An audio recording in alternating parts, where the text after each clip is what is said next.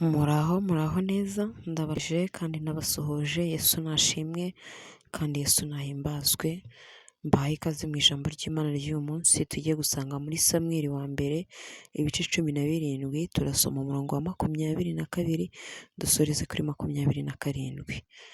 Mbere ko dusomera ijambo reka tubanze dusenge. Mana yacu nziza, turagushimiye turaguhimbaje, nanone tunejejwe no kuba muri uyu mwanya, umwanya twumvamo ibyanditswe byera biduhumuriza ndetse biduhugura kandi bikatwigisha, bikarusha kutwegeranya nawe. Icyubahiro cy'icyaha Uwiteka Nyiringabo Imana, rero uyu mwanya nuzuganze abane natwe, Mwuka Wera adusobanurire kandi atwigire, mu izina rya Yesu mbisabye nizeye, amen. Ijambo riratubwira kuri 22, maze Dawidi abitsa umurinzi w'ibintu umutwaro we, aravuduka ajya mu ngabo aramutsa abakuru be. Akiganira nabo muri ako kanya, ya ntwari y'umufilisitiya w'igati witwa Goliyati asohoka mu ngabo z'abafilisitiya, atangira kwiyamira nk'uko asanzwe. Dawidi arabyumva. Abayisiraheli bose bamurabutswe bashya ubwoba, baramuhunga.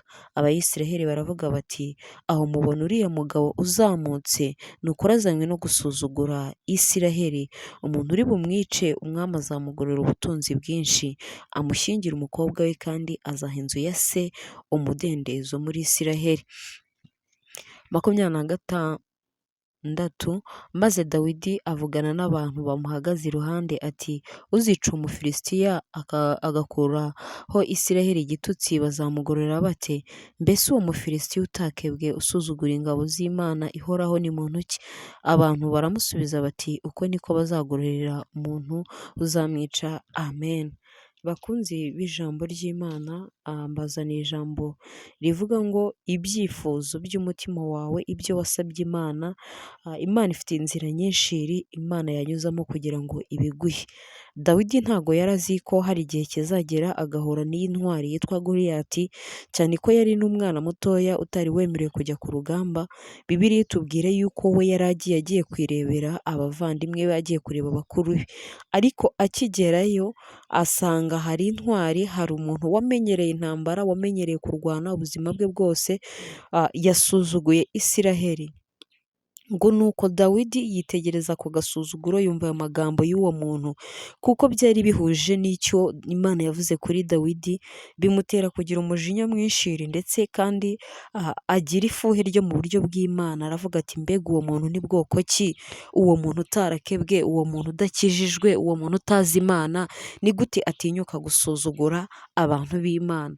Nuko ngo Dawidi ngo aravuga ngo, ariko se uzamwica bazamugororera iki? Bamubwira biriya byose, bamusezeranya ubutunzi, bamubwira ndetse n'ibyo bazakuriraho umuryango we.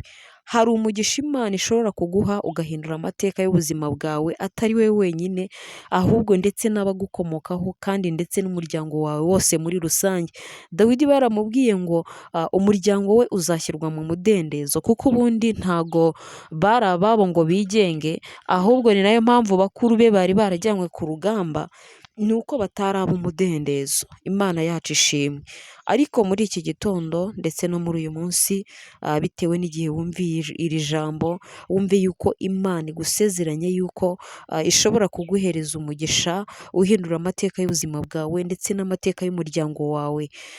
Rero ibyo ubona imbere nk'ibikomeye, ibyo ubona imbere yawe nk'ikigeragezo gikomeye, hagarara neza mu mwanya wawe, uhagarane n'Imana, kuko ushobora gusanga ariho umugisha wawe uryamye.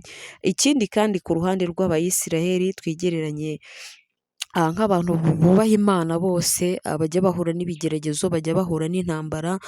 Tubonye ukuntu Dawidi yahagaze mu ruhande rw'Abayisiraheli akavuga ati, ndabarwanirira, ndetse inkuru zikomeza zitubwira ko Dawidi yaje kwica Goliyati akoresheje intwari isuzuguritse cyane ugereranyije n'izo Goliyati yari afite.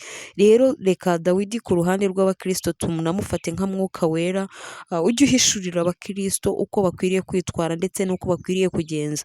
Iyo babashije kumwumvira, intsinzi abanzi ya Yesu ndetse abakristo b'Imana bakava mu kigoyi umwanzi yari yabateze. Rero wowe muntu uzi yuko ugerageza kubaha Imana, wowe muntu uzi yuko ubana n'Imana ariko ukabona ibigeragezo biranga bikakwisukiranyaho, menye yuko itorero rifite umurinzi kandi Mwuka Wera w'Imana ari kumwe natwe. Ijambo ry'Imana muri iki gitondo riri kugusezeranya rikubwira ngo Imana ntabwo izagutererana ahubwo izagucira akanzu. Imana izagucira akanzu umwanzi yari yaguciriye urwobo. Mwuka Wera azakubera icyanzu kikubwira ngo nyura aha. Mwuka Wera azakubera icyanzu kikubwira ngo wikore ibi, wivuge ibi. Imana ishobora no kukuzanira Dawidi wo mu buryo bw'umuntu, akaba umuntu ugufasha gucira icyanzu umwanzi yari yaguciriye icyobo. Hari abanzi batwivuga hejuru, hari abanzi batwishima hejuru, hari abanzi badutuka, hari abanzi batuvuga nabi bakabivuga twumva, hakaba n'ababivuga tutumva. Imana yacu ishimwe.